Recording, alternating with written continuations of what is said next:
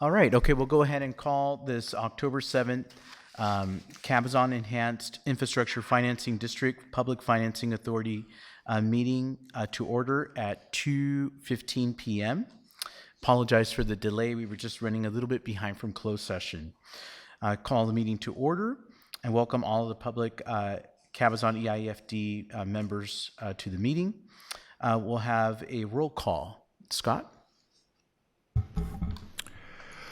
Member Medina, Member Gutierrez, Here. Member Wargo, Here.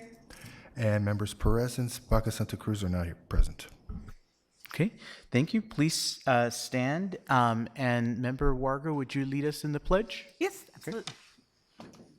Please address the flag, hand over your heart, ready, begin.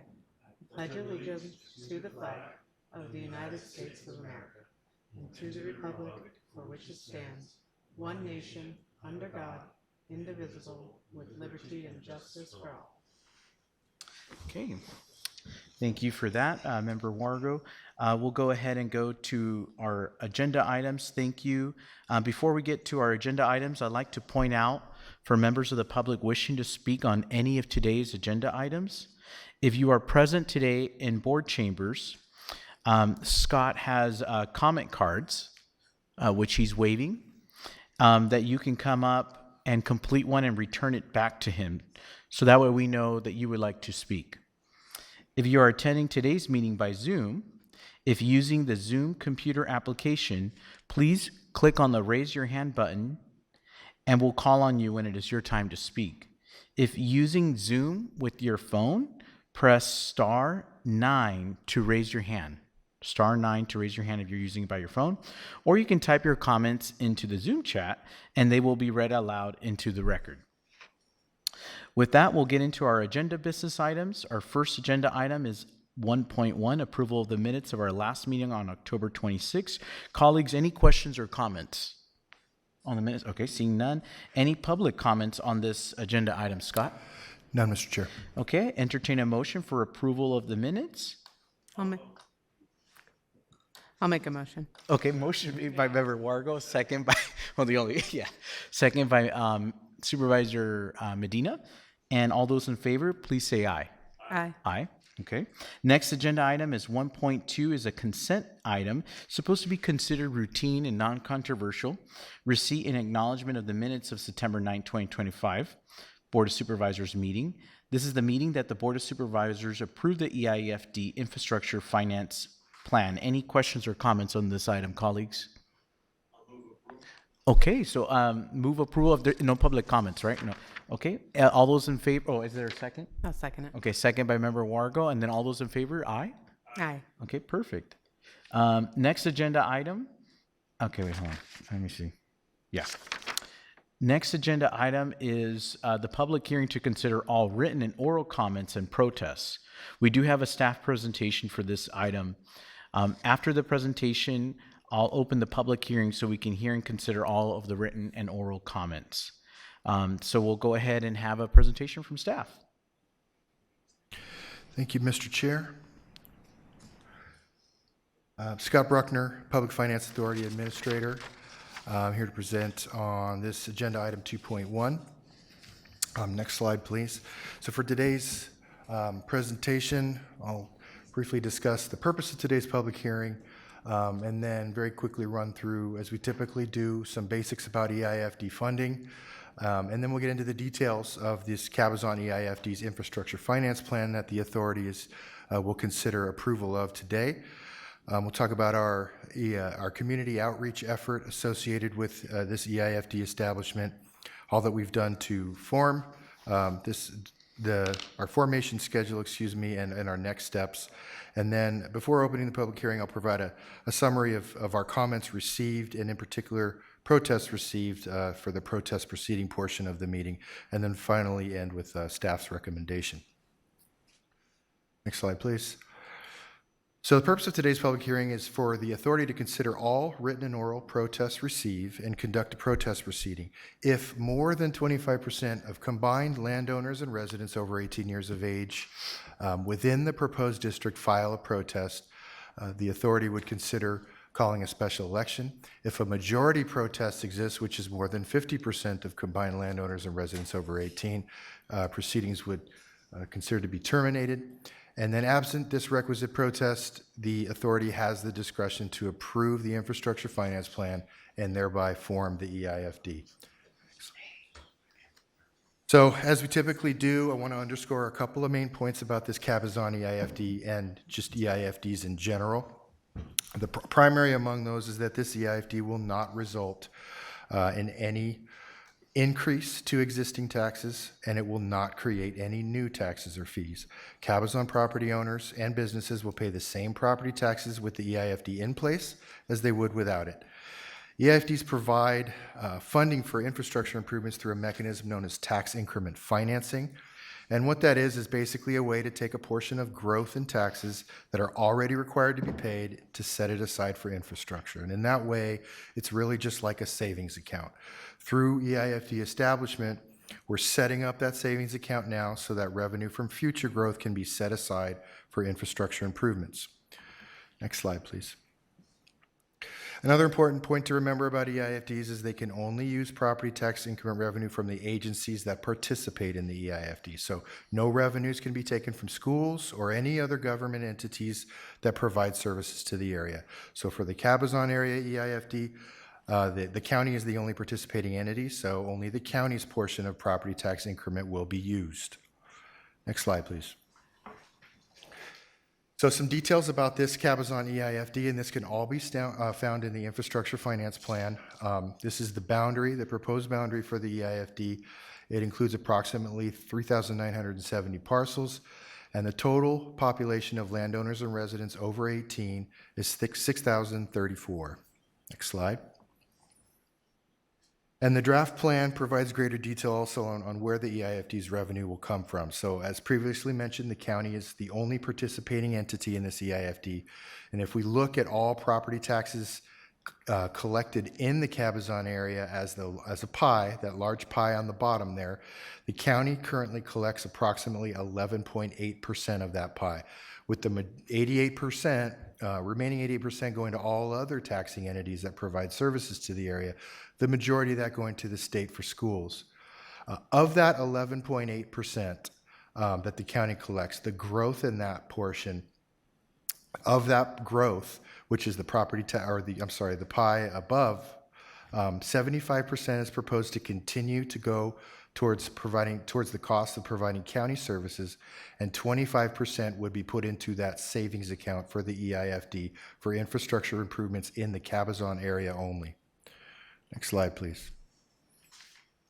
The draft plan also provides the EIFD's revenue estimates. So as you can see, over the life of the EIFD, we estimate that just about $249 million will be brought in by the EIFD. The proposal is that 30% of that funding go towards water and wastewater infrastructure, 30% towards flood control infrastructure, 30% towards transportation infrastructure, and 10% towards fire suppression improvements. Next slide.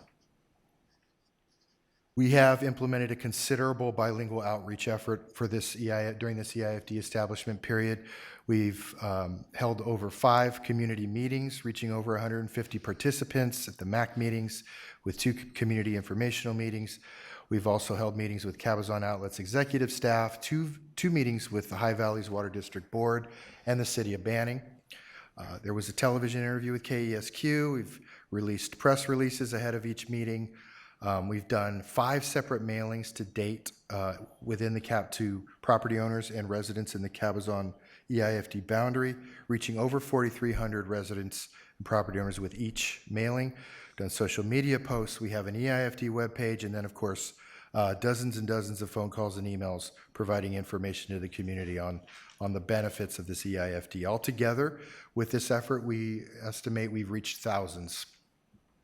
Next slide.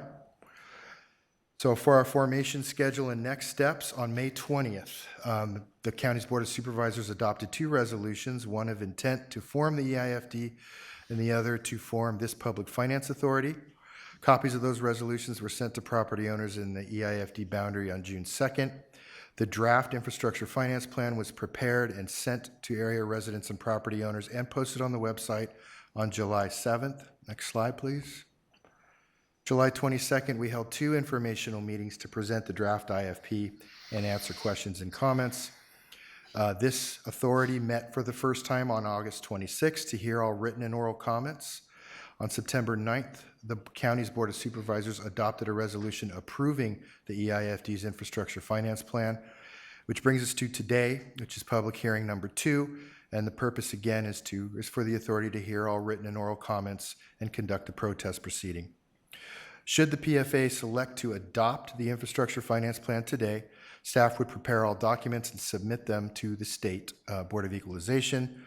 And if the state determines that all documents are compliant, the base year for the EIFD would be this fiscal year, which means that the EIFD would take in its first revenues the following fiscal year, 26-27. So first revenues coming in January of 2027. Next slide, please. Since the County Board of Supervisors adopted those first resolutions on May, staff have been collecting and recording public comments and protests throughout all of our meetings, throughout all of the phone calls, and through the various avenues. We have advertised various ways that community members can provide public comments and protests through our EIFD website, via email, via postal mail, and then also, of course, these meetings of the authority and of the Board of Supervisors. Next slide, please. So the written comments that we've received to date are those individuals listed there. We've only had 3 total comments since what was reported at the last August 26th Public Finance Authority meeting. Next slide. As mentioned, the number of residents and landowners 18 years or older within the EIFD boundary is 6,034. 25% of that number would be 1,508. So the total number of protests that we have received prior to today's public hearing is 3. And final slide. Staff's recommendation with that is that the chair open the public hearing, hear all written and oral comments and protests. At the end of public comments, please close the public hearing, and then absent of requisite protest, adopt PFA Resolution 2025-01, approving the infrastructure finance plan and forming the EIFD. That concludes my presentation. Okay, thank you, sir. We'll go ahead and open the hearing. Colleagues, any questions for staff? Okay. At this time, I'd like to, well, I already opened it. So Scott, any public comments? Mr. Chair, I do have one. Mr. Brad Anderson. Okay. Hi, Brad.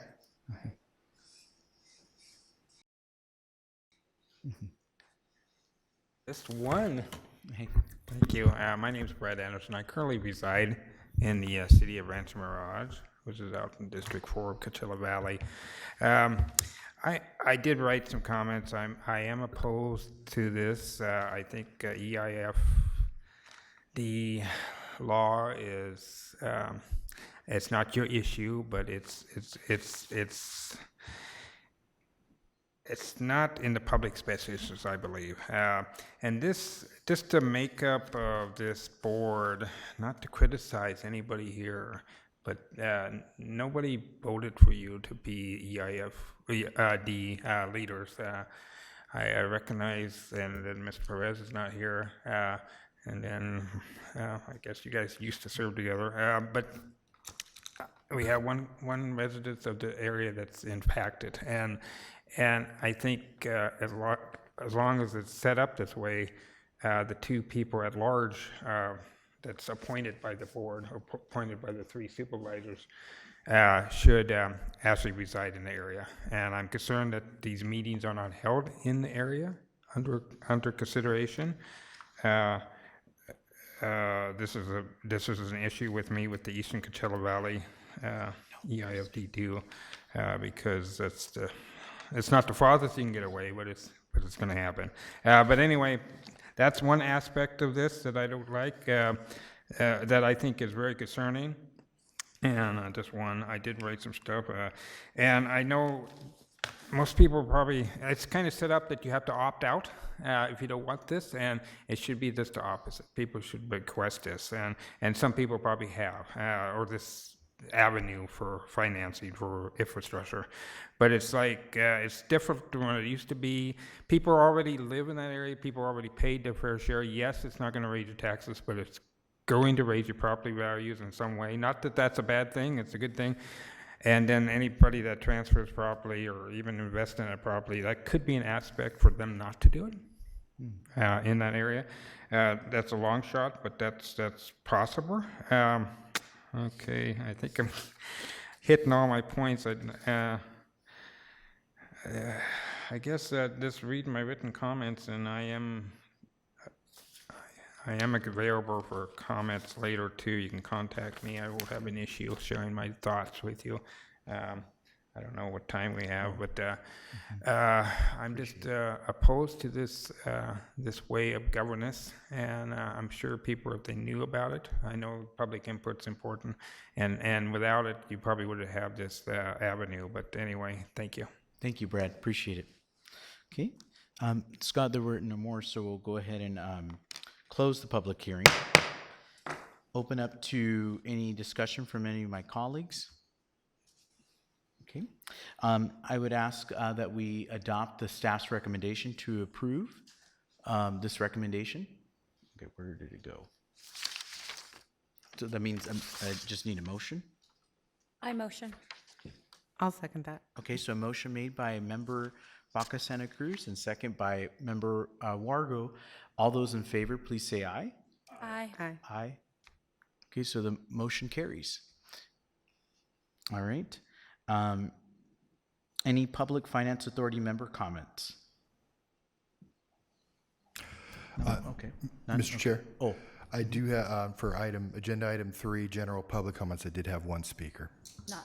oh, on non-agenda items. Yep, Okay, non-agenda items, correct. Thank you. Go ahead. Mr. Brad Anderson. Oh, okay.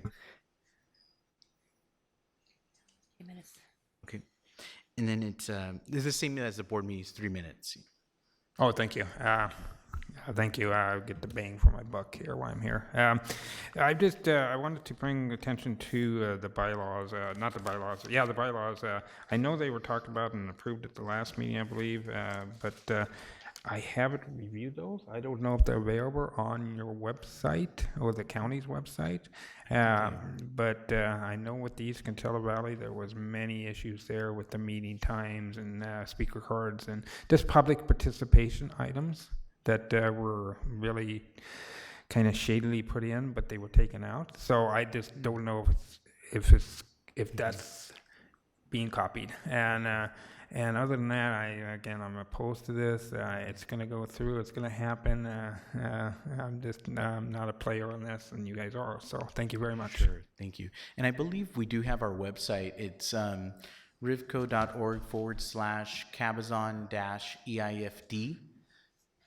I believe it is, and we probably have some of the information on there too, right, Scott? Yes, Mr. Chair, all meeting information, the bylaws, all recordings of meetings can all be found on that website, and you did, that's the correct address.